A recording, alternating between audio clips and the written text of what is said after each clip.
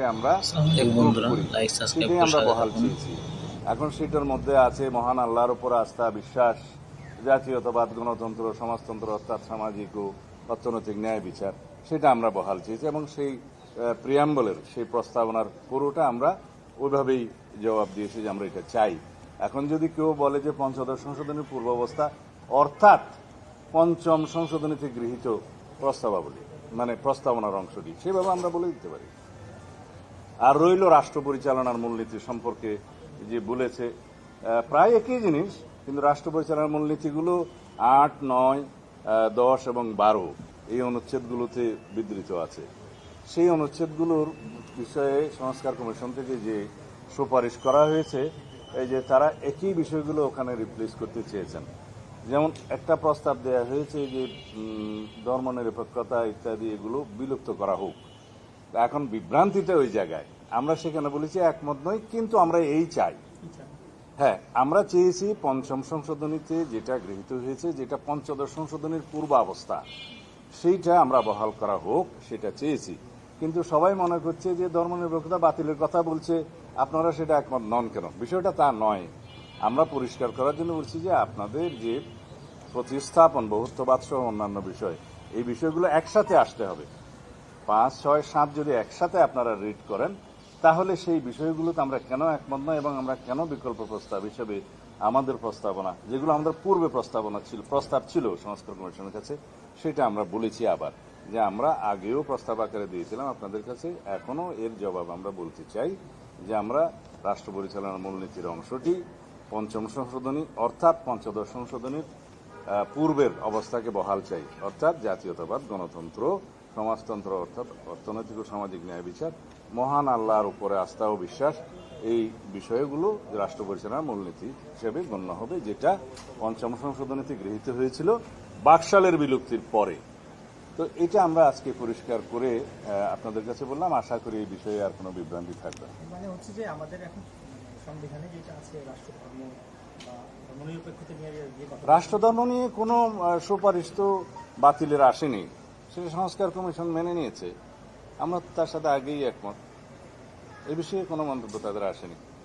অনেকে বলছেন বিশ্লেষকরা রাজনীতি বিশ্লেষণ করেন, তারা বলছেন যে আপনারা 2001 থেকে 6 সাল পর্যন্ত যে সংবিধান রেখে এসেছিলেন বা যে সংবিধানে কাজ করেছেন, আপনারা সেখানে ফিরতে চান, এই ব্যাখ্যা কি আসলে সেদিকেই নিয়ে যায়? বিষয়টা তা নয়, সংবিধানের মূলনীতি এবং রাষ্ট্র পরিচালনার মূলনীতি বিষয়ে কথা বলছি, কিন্তু অন্যান্য বিষয়ে আমরা যে সমস্ত প্রস্তাবনা দিয়েছি তা কি 2001 থেকে 6 সালের সংবিধানের উপরে ব্যাপক সংশোধনী আনি নাই? আমরা উপরাষ্ট্রপতির প্রস্তাব করেছি, ডেপুটি প্রাইম মিনিস্টারের প্রচলন করেছি, উভয় কক্ষে ডেপুটি স্পিকারের বিরোধী দল থেকে নিয়ে আসার প্রস্তাব করেছি, আমরা দ্বিকক্ষ বিশিষ্ট পার্লামেন্টের প্রস্তাব করেছি, আমরা রাষ্ট্রপতি এবং প্রধানমন্ত্রীর ক্ষমতার ভারসাম্যের প্রস্তাব করেছি, নতুন করে রাষ্ট্রপতির হাতে কিছু ক্ষমতা দেওয়ার প্রস্তাব করেছি, আমরা 50 আসন থেকে মহিলা আসন 100 উন্নীত করার প্রস্তাব করেছি।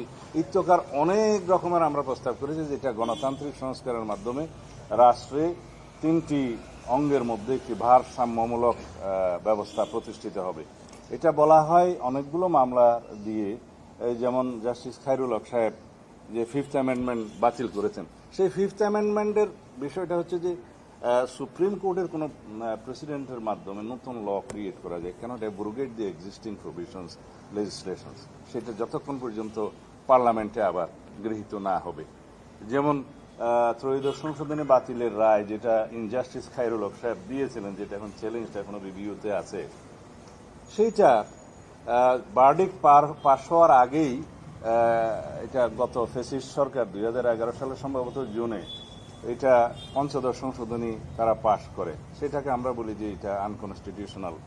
আমরা অনেক এই বিষয়ে বক্তব্য রেখেছি, সেটা কোর্টে অলরেডি কিছু অংশ বাতিল হয়েছে, কিছু অংশ পুনর্বহাল করেছে এবং বাকিটা নির্বাচিত পার্লামেন্টের বিবেচনার জন্য ছেড়ে দিয়েছে। তো তার মানে কি, বাকিটা পার্লামেন্টে বিবেচিত হবে। এখন যারা মূল সিনেমা হলের মামলার মধ্য দিয়ে কিছু সংবিধান বাতিল করে দেয়, যারা অপূর্ণাঙ্গ জাজমেন্টের ভিত্তিতে সংবিধানের পরিবর্তন করে একটা একনায়কতান্ত্রিক সিস্টেম করে, এগুলো অনেক কিছু আওয়ামী লীগের সময় হয়েছে।